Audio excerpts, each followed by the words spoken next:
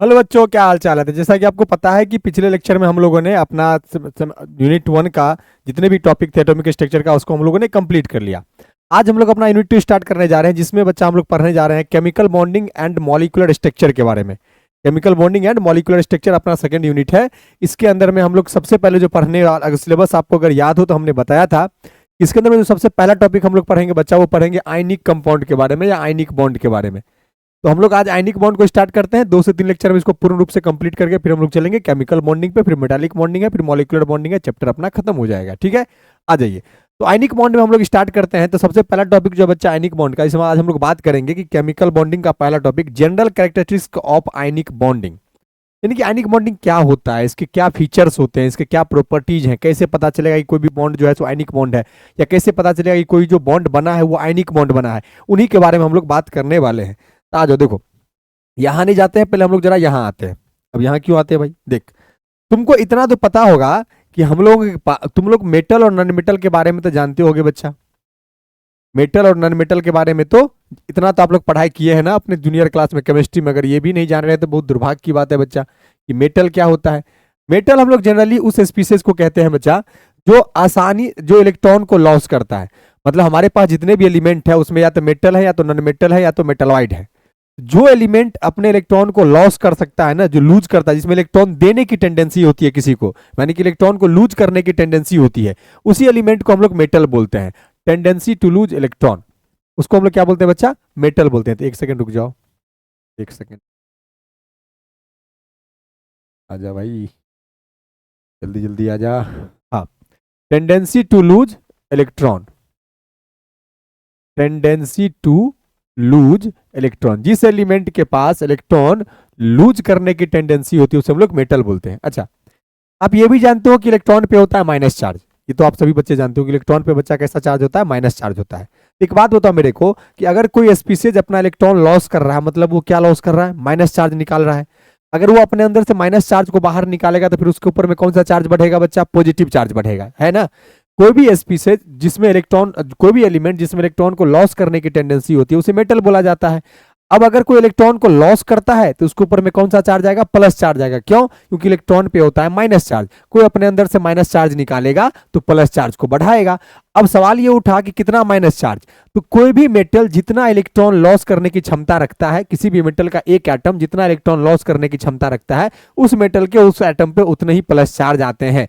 तो अगर मान लो कि कोई मेटल ने इलेक्ट्रॉन को लॉस करके अपने ऊपर, मान लो ये अपना मेटल है, ये अपना मेटल है जो एक इलेक्ट्रॉन लॉस करके एक प्लस चार्ज ले आया अपने ऊपर में, तो यानी कि इसको हम लोग क्या बोलेंगे, तो इसको हम लोग बोलेंगे केटायन। क्या बोलेंगे बच्चा, केटायन। क्या बोलते हैं, केटायन। जो अपने ऊपर में प्लस चार्ज एक्वायर करता है उस आयन को हम लोग केटायन के नाम से जानते हैं। उस आयन को हम लोग बच्चा केटायन के नाम से जानते हैं। किस नाम से जानते हैं, केटायन के नाम से जानते हैं। डन। तो मेटल जिसके पास इलेक्ट्रॉन लूज करने की टेंडेंसी होती है और इलेक्ट्रॉन लॉस करने के बाद वो अपने पूरे प्लस चार्ज लाता है, यानी कि वो केटायन का फॉर्मेशन करता है। सिमिलरली एक एलिमेंट अपने पास होता है बच्चा नॉन मेटल, आप लोग इनके बारे में भी जानते होंगे। एक एलिमेंट क्या होता है, नॉन मेटल। अब नॉन मेटल किसे बोलते हैं, नॉन मेटल हम लोग उस एलिमेंट को कहते हैं जिसमें इलेक्ट्रॉन को गेन करने की क्षमता होती है, tendency to gain electron, tendency tendency to gain electron, यानी कि जिस एलिमेंट के पास इलेक्ट्रॉन को गेन करने की टेंडेंसी होती है उसे हम लोग क्या बोलते हैं बच्चा, नॉन मेटल बोलते हैं। क्या बोलते हैं, नॉन मेटल। तो सोचो अगर कोई नॉन मेटल है, सपोज दैट कि अपना नॉन मेटल है जिसने कुछ इलेक्ट्रॉन को गेन किया, यानी कि माइनस चार्ज को गेन करेगा। इलेक्ट्रॉन गेन करने का मतलब माइनस चार्ज लेगा, यानी कोई अपने ऊपर माइनस चार्ज बढ़ाएगा तो उसके ऊपर में कौन सा चार्ज बढ़ेगा, फिर निगेटिव चार्ज बढ़ेगा, क्योंकि वो इलेक्ट्रॉन गेन करेगा ना, और इलेक्ट्रॉन पे होता है निगेटिव चार्ज। तो कोई अगर इलेक्ट्रॉन ले रहा है यानी कि माइनस चार्ज ले रहा है, जितना इलेक्ट्रॉन लेगा जितना माइनस चार्ज लेगा उसके ऊपर में उतना ही निगेटिव चार्ज बढ़ जाता है। तो अगर एक इलेक्ट्रॉन लेगा तो एक माइनस चार्ज बढ़ेगा, दो इलेक्ट्रॉन लेगा तो दो माइनस चार्ज बढ़ेगा, तीन इलेक्ट्रॉन लेगा तो तीन माइनस चार्ज बढ़ेगा। तो मान लो कोई नॉन मेटल है जो अपने ऊपर में एक इलेक्ट्रॉन गेन करके माइनस चार्ज ले आया, और माइनस चार्ज वाले आयन को हम लोग एनायन के नाम से जानते हैं।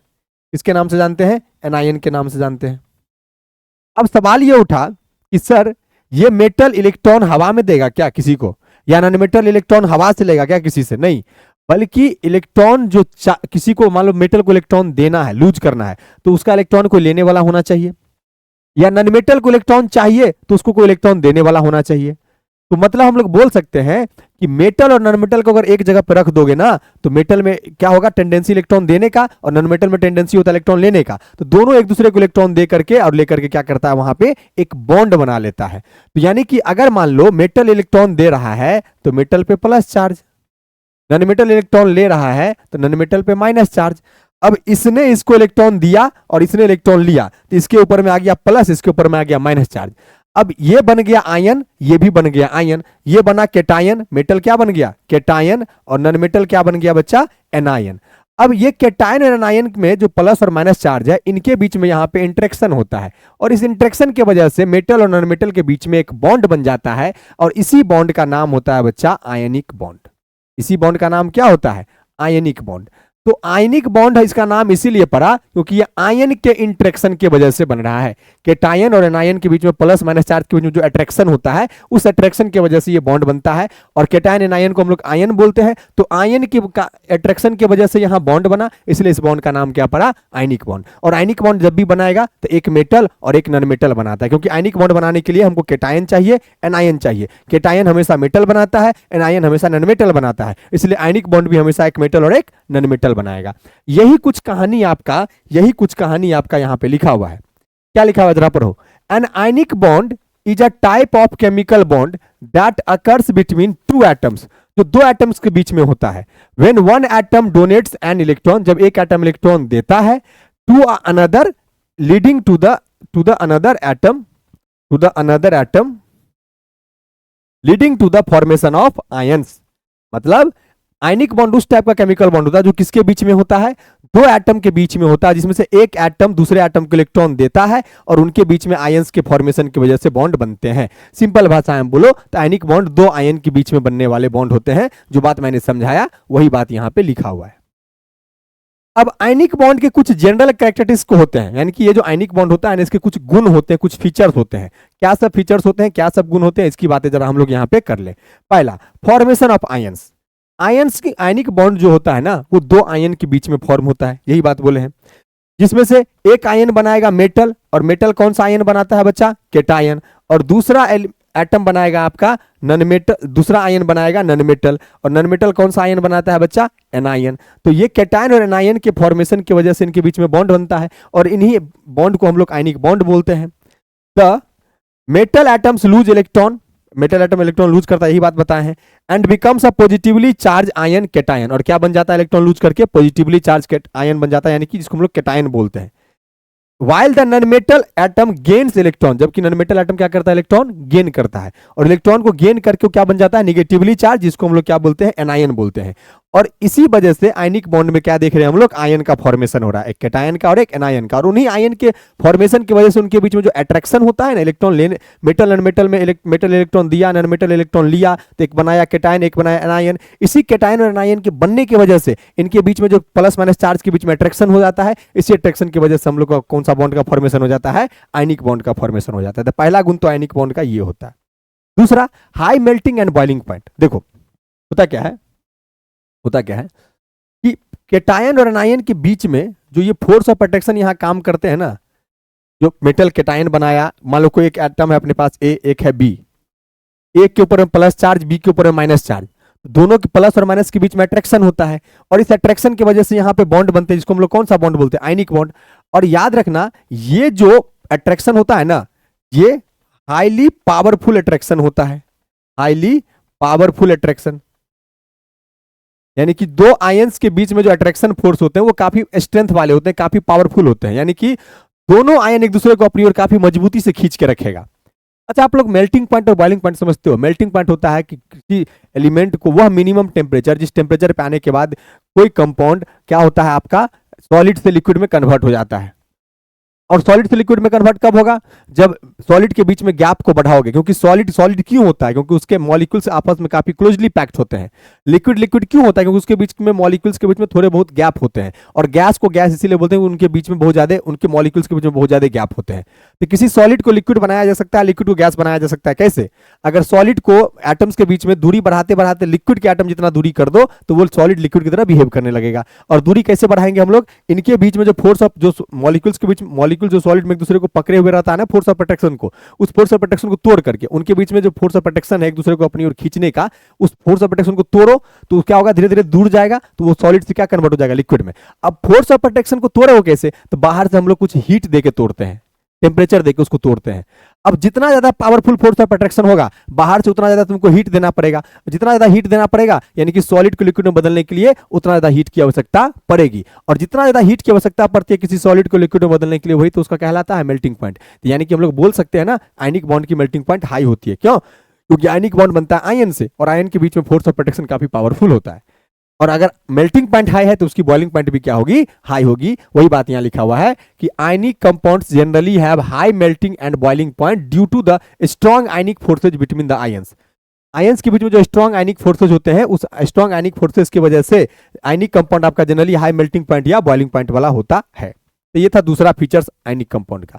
तीसरा है इलेक्ट्रोस्टैटिक अट्रैक्शन। अच्छा बताओ, आयनिक कंपाउंड के बीच में दो चार्ज के बीच में अट्रैक्शन होता है ना, एक प्लस चार्ज और एक माइनस चार्ज। जब दो चार्ज के बीच में अट्रैक्शन फोर्स काम करता है तो इस अट्रैक्शन फोर्स का एक स्पेशल नाम होता है, इसको हम लोग कहते हैं इलेक्ट्रोस्टैटिक फोर्स। इलेक्ट्रोस्टैटिक फोर्स, इसी को कूलम्बिक फोर्स के नाम से जाना जाता है, इलेक्ट्रोस्टैटिक फोर्स, या इसी को आप लोग कूलम्बिक फोर्स के नाम से भी जानते हो, कूलम्बिक फोर्स के नाम से भी जानते हो। इन दोनों में से कोई एक फोर्स बोलते हैं। तो चूंकि आयनिक बॉन्ड में, आयनिक बॉन्डिंग में दो आयंस के बीच में आपका बॉन्ड बनता है, दोनों आयन के बीच में बॉन्ड बनता है, मतलब दोनों आयन के बीच में फोर्स ऑफ अट्रैक्शन काम करते हैं, और अगर किसी दो आयन के बीच में फोर्स ऑफ अट्रैक्शन काम करता है उसके द्वारा जो बॉन्ड बनता है तो उस फोर्स ऑफ अट्रैक्शन का नाम होता है इलेक्ट्रोस्टैटिक फोर्स ऑफ अट्रैक्शन या कूलम्बिक फोर्स। वही बात यहाँ लिखा हुआ है, the bond is held together by the strong electrostatic force of attraction between oppositely charge ion. दो अपोजिटली चार्ज आयन के बीच में जो फोर्स ऑफ अट्रैक्शन काम करता है जिसकी वजह से दोनों आयन एक दूसरे को पकड़ के रखते हैं और आयनिक बॉन्ड का फॉर्मेशन करते हैं, वो किस फोर्स ऑफ, उस स्पेशल फोर्स ऑफ अट्रैक्शन का नाम क्या होता है, इलेक्ट्रोस्टैटिक फोर्स। किसी भी, जब भी कभी किसी दो अपोजिट चार्ज के बीच में फोर्स ऑफ अट्रैक्शन काम करे उसका नाम होता है बच्चा इलेक्ट्रोस्टैटिक फोर्स या कूलम्बिक फोर्स। तो आयनिक बॉन्ड में कौन सा अट्रैक्शन फोर्स काम करता है, याद रखना, इलेक्ट्रोस्टैटिक फोर्स ऑफ अट्रैक्शन काम करता है। ठीक, अच्छा, जैसे मान लो मेरे पास एक एग्जांपल लेके समझाते हैं, NaCl कंपाउंड। ये कंपाउंड कैसे बना, इसको हम लोग आयनिक कंपाउंड बोलते हैं। अगर ये आयनिक कंपाउंड है तो पक्का इनके बीच में आयनिक बॉन्ड रहा होगा। अगर ये आयनिक कंपाउंड है तो पक्का इनके बीच में आयनिक बॉन्ड रहा होगा। अब ये आयनिक बॉन्ड कैसे पता चला, देखो होता क्या है, होता क्या है बच्चा, सोडियम के पास, सोडियम का इलेक्ट्रॉनिक कॉन्फ़िगरेशन होता है 281, क्योंकि इसका एटॉमिक नंबर 11 है तो इसका इलेक्ट्रॉनिक कॉन्फ़िगरेशन होता है 281। यानी कि सोडियम के बाहरी सेल में आपको एक इलेक्ट्रॉन दिखेगा यहां पे, और बच्चा किसी एलिमेंट के बाहरी सेल में अगर एक इलेक्ट्रॉन, दो इलेक्ट्रॉन और तीन इलेक्ट्रॉन होता है तो वो अपने आप को स्टेबल करने के लिए इलेक्ट्रॉन को लूज करता है, यानी कि अपने बाहरी सेल में 8 इलेक्ट्रॉन पुराने के लिए इलेक्ट्रॉन को लूज करेगा। यानी कि किसी भी एलिमेंट के बाहरी सेल में अगर 1, 2, 3 इलेक्ट्रॉन है तो वह एलिमेंट अपने आप को स्टेबल करने के लिए, स्टेबिलिटी कैसे होता है एलिमेंट का, जब उसके बाहरी सेल में 8 इलेक्ट्रॉन हो जाए। ऑक्टेट रूल, डुएट रूल पढ़े होंगे आप लोग। अब क्या एलिमेंट क्या करता है, खुद के बाहरी सेल में 8 इलेक्ट्रॉन पुराने के लिए क्या करता है, 1, 2, 3 जिसके बाहरी सेल में होता है वो उसको लूज कर देता है। तो सोडियम के बाहरी सेल में 1 इलेक्ट्रॉन है तो खुद को स्टेबल करने के लिए 1 इलेक्ट्रॉन लूज कर देगा, और 1 इलेक्ट्रॉन लूज करके वो क्या बना देगा, Na+ कैटायन का फॉर्मेशन कर देता है। सिमिलरली Cl- के क्लोरीन एटम के बाहरी सेल में 7 इलेक्ट्रॉन होता है, क्योंकि इसका इलेक्ट्रॉनिक कॉन्फ़िगरेशन होता है 287। इसके बाहरी सेल में 7 इलेक्ट्रॉन है। तो बच्चा अगर किसी के बाहरी सेल में 5, 6 और 7 इलेक्ट्रॉन है तो इलेक्ट्रॉन गेन करता है 8 इलेक्ट्रॉन पूरा करने के लिए। अगर किसी के बाहरी सेल में 5 इलेक्ट्रॉन है तो 3 इलेक्ट्रॉन गेन करेगा, अगर 6 इलेक्ट्रॉन है तो 2 इलेक्ट्रॉन गेन करेगा, अगर 7 इलेक्ट्रॉन है तो 1 इलेक्ट्रॉन गेन करेगा, और जितना इलेक्ट्रॉन गेन करेगा उसके ऊपर में उतना माइनस चार्ज। तो क्लोरीन को 1 इलेक्ट्रॉन चाहिए क्योंकि अभी इसके बाहरी सेल में 7 इलेक्ट्रॉन है, 2, 2, 4, 2, 6 और 1 7 इलेक्ट्रॉन है। तो ये अपना सोडियम इसको अपना 1 इलेक्ट्रॉन दे देता है, तो 1 इलेक्ट्रॉन दे देगा तो इस पर कौन सा चार्ज आ जाएगा, माइनस चार्ज। कौन सा चार्ज आ जाएगा, माइनस चार्ज। सोडियम ने अपना 1 इलेक्ट्रॉन क्या किया, जो इसके पास 1 इलेक्ट्रॉन था वो 1 इलेक्ट्रॉन दे दिया बच्चा इस क्लोरीन को, और इस क्लोरीन को देने से, 1 इलेक्ट्रॉन देने से क्लोरीन पे एक माइनस चार्ज आ गया। तो ये बन गया आपका Na कैटायन और ये बन गया आपका Cl एनायन। तो अब इस Na+ कैटायन और Cl- एनायन के बीच में यहाँ पे फोर्स ऑफ अट्रैक्शन काम करता है, जिसको हम लोग आयनिक बॉन्ड बोलते हैं, और इसी आयनिक बॉन्ड की वजह से यहाँ पे बन जाता है आयनिक कंपाउंड NaCl का। समझ गए? अच्छा, वही बात यहां लिखा हुआ है। आयनिक बॉन्ड का आप ये डेफिनेशन ही बोल सकते हो, an electrostatic attraction between positive and negative ions in a chemical compound. अगला है बच्चा सोल्युबिलिटी इन वाटर। देखो, जो सोल्युबिलिटी इन वाटर की बात करें या सीधा सीधा अगर सोल्युबिलिटी ऑफ आयनिक कंपाउंड की बात करें कि किस सॉल्वेंट में ये घुल सकता है, किस सॉल्वेंट में नहीं घुल सकता है, तो भाई चूंकि आपका आयनिक कंपाउंड आयन से बना होता है, तो यानी कि ये पोलर नेचर का होता है। पोलर नेचर समझते हो? पोलर नेचर मतलब जिसके ऊपर में चार्ज हो। तो आयनिक कंपाउंड आपको जैसे एग्जांपल ले लेते हैं NaCl का, तो NaCl किससे बना है बच्चा बताओ? Na प्लस और Cl माइनस से, यानी कि इस पे चार्ज है, अपोजिट चार्ज है, तो ये पोलर नेचर का हो गया। तो आप लोग केमिस्ट्री के भाषा में एक लाइन सुने होंगे, लाइक डिजॉल्व लाइक, मतलब कोई अगर किसी चीज में तभी घुलता है जब दोनों का गुण एक समान हो। तो अगर कोई पोलर नेचर का मान लो सब्सटेंस है, तो वो पोलर सॉल्वेंट के अंदर ही घुलेगा।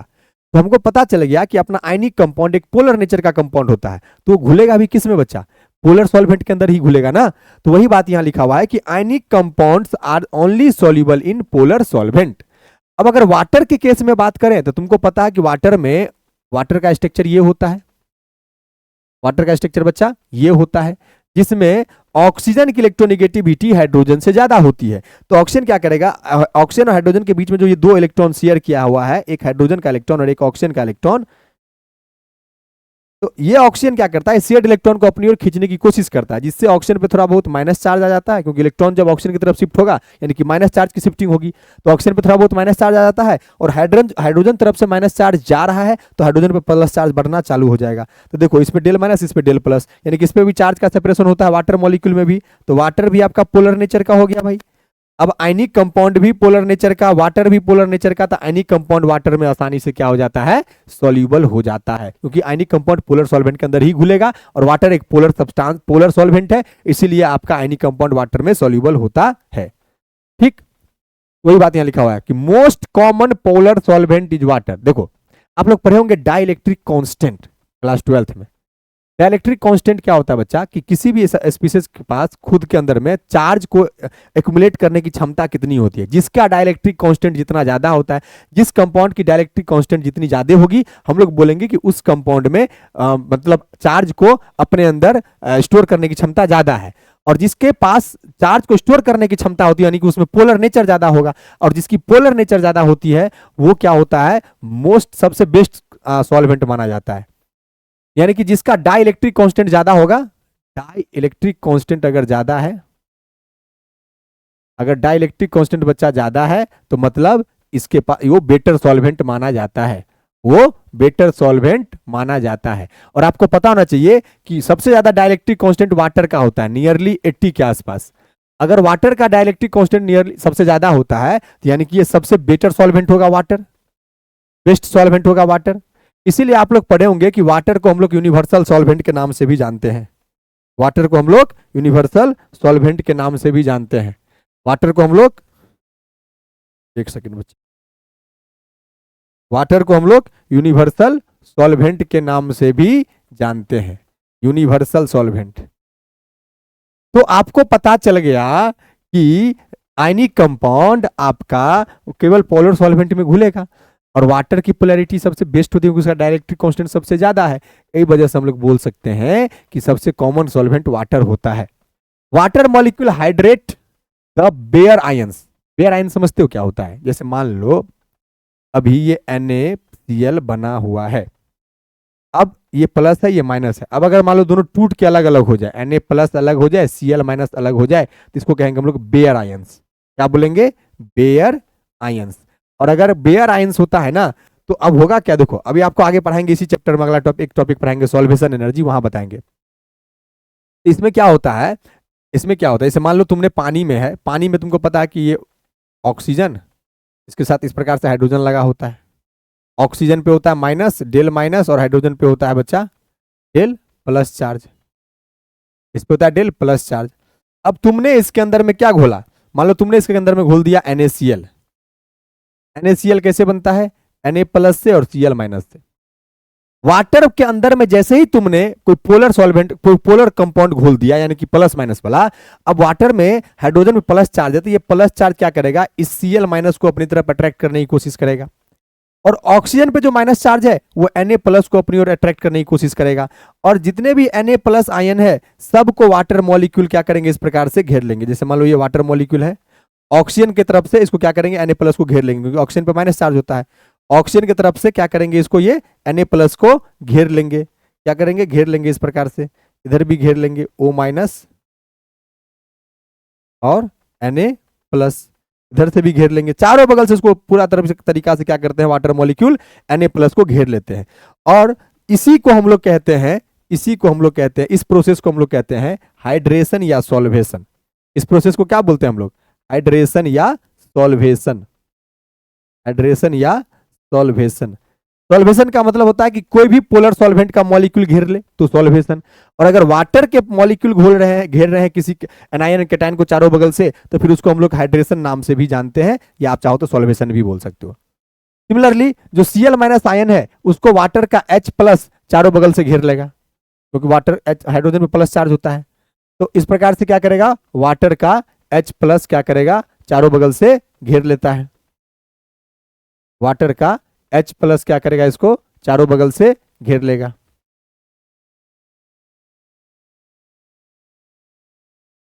समझ गए, तो इसको भी हम लोग हाइड्रेशन या सॉल्वेशन बोलते हैं। तो होता क्या है, और इसी को अगर मान लो, अगर सपोज करो कि हम बोल रहे हैं कि कोई चीज वाटर में सॉल्यूबल है, इसका यह मतलब होता है कि वाटर के मॉलिक्यूल उसके वेयर आयन को हाइड्रेटेड करवा रहे हैं, मतलब उसके अलग अलग आयन को चारों बगल से घेर रहे हैं। तो केटायन को ऑक्सीजन के एंड से घेरा जाता है, एनायन को हाइड्रोजन के एंड से घेरा जाता है, और इसी को हम लोग कहते हैं क्या, सॉल्वेशन या हाइड्रेशन। वाटर मॉलिक्यूल है तो हाइड्रेशन के नाम से ही बोलोगे, वाटर मॉलिक्यूल नहीं है, कोई दूसरा पोलर सॉल्वेंट है तो सीधा आप सॉल्वेशन बोलोगे। तो वही बात लिखा हुआ है, slightly positive hydrogen atoms point towards anion, जो नेगेटिव चार्ज वाला है उधर की ओर हाइड्रोजन एटम पॉइंट करता है, हाइड्रोजन एटम की ओर से घेरता है, और जो स्लाइटली नेगेटिव ऑक्सीजन एटम होते हैं, इसमें थोड़ा बहुत माइनस चार्ज होते हैं, इलेक्ट्रोनेगेटिविटी ज्यादा होने की वजह से वो क्या करते हैं, कैटायन को चारों बगल से घेरते हैं, और इसी वजह से आपका आयनिक कंपाउंड वाटर में सॉल्युबल हो जाता है। ठीक, ये कहानी समझे। अगला है फीचर्स बच्चा इसका, इलेक्ट्रिकल कंडक्टिविटी। आयनिक कंपाउंड का अगला फीचर्स है इलेक्ट्रिकल कंडक्टिविटी, यानी कि तुमसे पूछेगा बताओ क्या आयनिक कंपाउंड इलेक्ट्रिसिटी कंडक्ट करवा सकते हैं। तो देख भाई इधर जरा देखो, क्या देखो, यहां समझा रहे हैं, सुनना। तुम एक बात जानते हो क्या सर, क्या, कि इलेक्ट्रिसिटी कंडक्ट करवाने के लिए दो चीज चाहिए। टू कंडक्ट इलेक्ट्रिसिटी, एक सेकेंड, टू कंडक्ट इलेक्ट्रिसिटी, अगर आपको इलेक्ट्रिसिटी कंडक्ट करवानी है तो दो चीजें चाहिए, क्या क्या, एक या तो फ्री इलेक्ट्रॉन दिख जाए, दूसरा या तो फ्री आयंस दिख जाए। तो फ्री इलेक्ट्रॉन आपको कहां दिखेगा, मेटल में, और मेटल के अलावा आपको एक नॉन मेटल होता है ग्रेफाइट, उसके अंदर में। और फ्री आयंस आपको दिखेगा किसी कंपाउंड में, कोई आयनिक कंपाउंड के में ही आपको फ्री आयन दिखेगा, और अगर किसी आयनिक कंपाउंड में फ्री आयंस है तो इसका मतलब वो इलेक्ट्रिसिटी कंडक्ट करवाएगा। तो होता क्या है, जैसे मान लो मेरे पास कोई आयनिक कंपाउंड है NaCl, ये एक आयनिक कंपाउंड है, और हम बोले कि ये अभी सॉलिड स्टेट में है, ये आयनिक कंपाउंड हम बोले तुमको कि ये सॉलिड स्टेट में है। तो सॉलिड स्टेट में बच्चा क्या होता है कि ये जो कैटायन और एनायन है इनके बीच में फोर्स ऑफ प्रोटेक्शन काफी पावरफुल होता है। कैटायन और एनायन के बीच का फोर्स ऑफ प्रोटेक्शन काफी पावरफुल होता है, यानी कि न कैटायन एनायन को जाने देता है क्योंकि अपनी ओर खींच के रखता है बहुत तेजी मजबूती से, और न ये एनायन इस कैटायन को जाने देगा, यानी कि आयन फ्री नहीं हो पाता, आयन जहां तहां नहीं घूम पाते, क्योंकि कैटायन एनायन एक दूसरे को पकड़े हुए रहता है सॉलिड स्टेट में। लेकिन जैसे ही तुम इसको क्या करो, या तो इसको पानी में डाल दो, अगर पानी में डाल दोगे तो उसका एक्वस फॉर्म हो जाएगा, या तो इसको मोल्टेन फॉर्म में ले लो, इसको पिघला दो। तो दोनों में से किसी भी फॉर्म में तुम अगर आयनिक NaCl को लोगे तो पानी में डालने पे भी NaCl अपने आयन में टूट जाता है, अभी बताया ना, टूट जाता है Na+ में और Cl- में। जैसे ही Na+ और Cl- में टूटेगा तो ये Na+ फ्री हो गया, Cl- फ्री हो गया, फ्रीली दोनों मूव करेंगे तो चार्ज को अपने साथ मूव करवाएंगे, और चार्ज का मूवमेंट ही तो आपका इलेक्ट्रिक करंट कहलाता है। तो फ्री आयन जब होते हैं तो अपने साथ चार्ज को जहां तहां मूव करवाते हैं और करंट को फ्लो करवाते हैं। सिमिलरली मोल्टेन स्टेट में भी आपका आयन क्या होता है, फ्री रहता है बच्चा। तो अगर आयन फ्री है तो ये जहां तहां मूव करेंगे तो ये चार्ज को अपने साथ मूव करवाएंगे तो इलेक्ट्रिसिटी कंडक्ट होगा। लेकिन सॉलिड स्टेट में आयन फ्री नहीं हो पाते हैं, क्योंकि सॉलिड स्टेट में फोर्स ऑफ प्रोटेक्शन काफी पावरफुल होता है, तो आयन एक दूसरे से फ्री नहीं हो पाते हैं, और due to absence of free ions ionic compound आपका सॉलिड स्टेट में इलेक्ट्रिसिटी कंडक्ट नहीं करवा पाता है। जबकि मोल्टेन और एक्वस स्टेट में ले लोगे तो उसकी आयंस उस टाइम पे फ्री होती है तो इलेक्ट्रिसिटी कंडक्ट करवाती है। और वही बात यहां बोल रहा है, कहां बोल रहा है, यहां बोल रहा है कि ionic compound conduct electricity when molten और dissolve in water because the ions are free to move and carry charge. Free होता है मूव करने के लिए और चार्ज कैरी करता है। However they do not conduct electricity in their solid state, लेकिन सॉलिड स्टेट में इलेक्ट्रिसिटी कंडक्ट नहीं करवाता है because the ions are fixed in place, क्योंकि आयंस अपने प्लेस पे फिक्स होते हैं। आगे क्रिस्टल लैटिस स्ट्रक्चर, मतलब ये एक लैटिस का फॉर्मेशन करता है। लैटिस फॉर्मेशन क्या होता है भाई, देख कैसा, मान लो NaCl कर लेते हैं,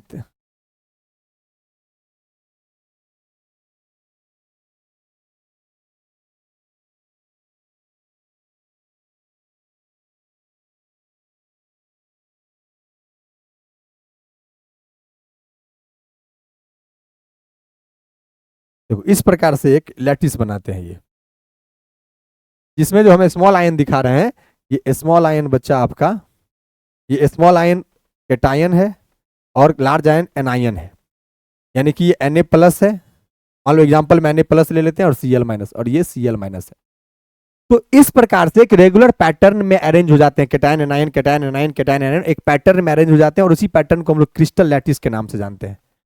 किस नाम से जानते हैं? क्रिस्टल लैटिस के नाम से जानते हैं। जब आयनिक कंपाउंड का फॉर्मेशन होता है ना बच्चा, जब आयनिक कंपाउंड का फॉर्मेशन होता है तो उसमें क्या होता है, आयनिक कंपाउंड के फॉर्मेशन में जो आपके आयन होते हैं वह एक प्रकार से एक 3D अरेंजमेंट में अरेंज हो जाते हैं। 3D अरेंजमेंट मतलब कैटायन एनायन जुड़ते जुड़ते 3D फिगर बना देता है, यानी कि लेंथ ब्रेथ हाइट तीनों एक्सिस में जुड़ते हैं इस प्रकार से, और इसी को हम लोग कहते हैं क्रिस्टल लैटिस। तो वही बात लिखा हुआ है, ionic compounds typically form regular repeating 3D arrangement of ions known as crystal lattice. यानी कि आयनिक कंपाउंड जो आपका होता है कैसे फॉर्म होता है, जो आयंस के रेगुलर अरेंजमेंट होते हैं 3D पैटर्न में, उसके वजह से आयनिक कंपाउंड फॉर्म होता है, और उसी स्ट्रक्चर को हम लोग नाम देते हैं क्रिस्टल लैटिस। तो आयनिक कंपाउंड आपका क्रिस्टल लैटिस बनाता है। अगला है बच्चा ब्रिटलनेस। ब्रिटलनेस क्या होता है, तुम लोग ये सब जूनियर क्लास में भी पढ़ा होगा भाई। सपोज करो अभी मेरे पास ये एक प्लास्टिक है, देखो ये एक प्लास्टिक है, अगर इसको हम हथौड़ा से पीटे तो ये टूट के बिखर जाएगा। लेकिन अगर एक गोल्ड ले ले या चांदी ले ले, जब उसको हथौड़ा से पीटेंगे तो टूटता नहीं है, बल्कि वो पतले पतले सीट में कन्वर्ट हो जाता है। जैसे एल्युमिनियम फॉइल आप लोग यूज करते हो ना खाने में, खाना वगैरह को पैकिंग करवाने के लिए, तो एल्युमिनियम फॉइल कितना पतला होता है, क्या एक्चुअल में एल्युमिनियम इतना पतला होता है क्या? नहीं, बल्कि एल्युमिनियम को पीट पीट के इतना पतला किया जाता है। इसका मतलब है कि एल्युमिनियम को पीटने पर वो टूटता नहीं है, बल्कि वो पतले पतले सीट में कन्वर्ट हो जाता है। और जब किसी और ये गुण मेटल के अंदर होता है, मेटल जनरली ये गुण दिखाते हैं, जब आप मेटल को पीटोगे ना तो मेटल टूटेगा नहीं, बल्कि थिन सीट में कन्वर्ट हो जाता है, और इस गुण को हम लोग कहते हैं मैलिएबल प्रॉपर्टी। लेकिन अगर वहीं पे किसी चीज को पीटने पे वो थिन सीट में कन्वर्ट ना हो, बल्कि क्या हो, वो टूट के बिखर जाए, उसको हम लोग कहते हैं ब्रिटल। उस कंपाउंड को बोलते हैं ब्रिटल कंपाउंड, यानी कि इस प्रॉपर्टी को बोलते हैं ब्रिटलनेस। जो आयनिक कंपाउंड होता है ना बच्चा, ये आपका ब्रिटल नेचर का होता है, यानी कि जब आप उसको पीटोगे वो स्ट्रांग होता है, लेकिन अब पत्थर भी बहुत स्ट्रांग होता है, लेकिन जब पत्थर को पीटते हैं तब जब भी टूटता है तो थिन सीट में कन्वर्ट नहीं होता, बल्कि टूट के बिखर जाता है। सिमिलरली आपका आयनिक कंपाउंड स्ट्रांग तो होता है, क्योंकि आयन के बीच में फोर्स ऑफ प्रोटेक्शन बहुत पावरफुल होता है, तो कंपाउंड स्ट्रांग होता है। लेकिन जब आप उसको तोड़ोगे ना, जब उसको पीटते पीटते पीटते उसको तोड़ोगे तो थिन थिन वो पतला सीट में कन्वर्ट नहीं होगा, बल्कि टूट के बिखर जाएगा। यानी कि हम लोग बोलते हैं कि आयनिक कंपाउंड ब्रिटल नेचर का होता है। वही बात लिखा हुआ है, ionic compounds are usually brittle and break easily under stress, यानी कि स्ट्रेस मतलब pressure, because when the ions are displaced, क्योंकि जो ये क्रिस्टल लैटिस में जब आयन डिस्प्लेस होता है ना तो एक दूसरे से अलग हो जाते हैं, तो लगता है कि ये दोनों एक दूसरे से टूट गया। Like charge repel each other causing the structure of fracture. मतलब क्या हुआ, अभी लैटिस कितना अच्छा बना हुआ है, देखो एक अरेंजमेंट में cation anion cation anion cation anion, तो एक दूसरे को कोई मतलब खींच के ही रखे हुआ है। ये कैटायन के आसपास एनायन है तो एनायन को अपनी ओर खींच के रखे हुआ है, एनायन के आसपास कैटायन है तो कैटायन को अपनी ओर एनायन को खींच के रखे हुआ है। लेकिन जब इसको आप पीटोगे तो क्या होते हैं, ये जो आयंस है अपने जगह से डिस्प्लेस होने लगते हैं। तो मान लो आप दो एनायन एक दूसरे के आसपास आ गया डिस्प्लेस होकर के, तो इनके बीच में तो रिपल्सन बढ़ जाएगा। क्या हो जाएगा, रिपल्सन, यानी कि एक दूसरे से दूर भागने लगेगा, तो ये कंपाउंड टूटने लगेगा और टूट के बिखरने लगेगा। तो फ्रैक्चर के पीछे, किसी भी आयनिक कंपाउंड को पीटने पे जो फ्रैक्चर हो जाता है उसके पीछे रीजन यही होता है कि पीटने पे उनके आयन डिस्प्लेस हो जाते हैं, यानी कि दो सेम चार्ज वाले आयन एक दूसरे के नजदीक आ जाते हैं, जिससे रिपल्सन होता है। रिपल्सन से दोनों आयन दूर भागते हैं तो हमारा कंपाउंड टूटने लगता है, बिखरने लगता है। ये रीजन होता है ब्रिटलनेस का। और यही था बच्चा आपका पहला लेक्चर केमिकल बॉन्डिंग का, इसमें हम लोग पढ़े इलेक्ट्रोवैलेंट कंपाउंड क्या होता है और इसकी जनरल फीचर्स क्या होती है। नेक्स्ट लेक्चर में हम लोग बात करेंगे लैटिस एनर्जी वगैरह की। तब तक के लिए अपना ख्याल रखो। Thank you so much, take care you all, bye bye, see you next lecture बच्चे।